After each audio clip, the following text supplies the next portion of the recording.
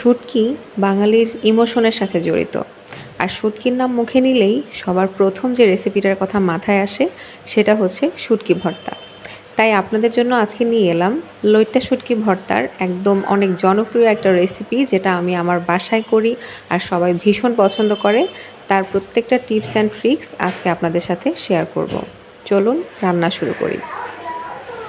প্রথমে আমরা এখানে ১ কাপের মতো শুটকি নিয়েছি, মানে প্রায় ১০-১৫টার মতো হচ্ছে মাছ নিয়ে কেটে ধুয়ে ১ কাপের মতো বের হয়েছে।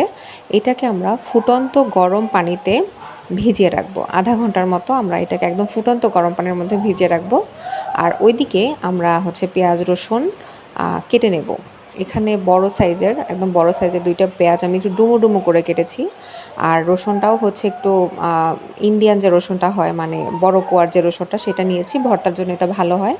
আর নিয়েছি ৪-৫টার মতো শুকনা মরিচ আর প্রায় ৭-৮টার মতো কাঁচামরিচ। কাঁচামরিচটা ভেঙে নিয়েছি, নইলে মানে ছিটকে উঠতে পারে ভাজার সময়। আর এই যে এপাশে শুটকিটাও হচ্ছে আমাদের আধা ঘন্টা ভিজিয়ে রাখার পরে ধুয়ে পরিষ্কার করে নিয়েছি। প্রথমেই প্যানে সরিষার তেল দিয়ে তার মধ্যে আমরা শুকনো মরিচটাকে, বোটা ছাড়ানো শুকনো মরিচটাকে হালকা একটু আগে ভেজে নেব। কারণ এটা যদি আমরা একসাথে ভাজি তাহলে দেখা যায় শুকনো মরিচটার গায়ে একটু দাগ লাগা যে ভাবটা হয়, মানে একটু ভাজা ভাজা ভাবটা হয়, যেটা সেটা আসে না।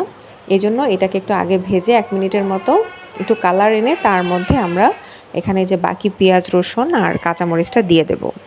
এইটাকে আমরা একটু হাই হিটে, মিডিয়াম থেকে হাই হিটে জাস্ট একটু ক্যারামেলাইজ করব, মানে হচ্ছে একটু গায়ে একটু সোনালি সোনালি ভাব আসবে, কাঁচা ভাবটা চলে যাবে, সেরকম। আমরা কিন্তু খুব বেশি ভাজবো না।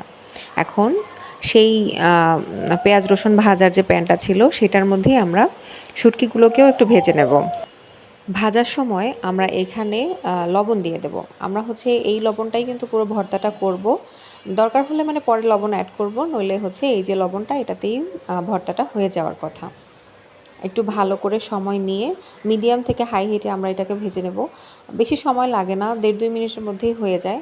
মানে উপরটা যখন একটু ভাজা ভাজা হবে আর ভেতরটা একটু সফট সফট থাকবে, সেই পর্যায়ে আমরা এটাকে নামিয়ে নেব। খুব বেশি কড়া করব না, তাহলে মাছের টেস্টটা থাকে না। এই যে আমি সব কিছু একসাথে নিয়ে নিয়েছি। এখন এইগুলোকে আমি একটু পাটায় বেটে নেব।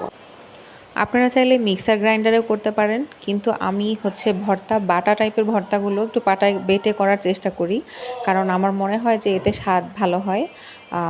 এখন হচ্ছে আপনারাও চাইলে পাটায় করতে পারেন, একটু কষ্ট হয়, বাট টেস্টটা আসলেই অনেক ভালো হয়।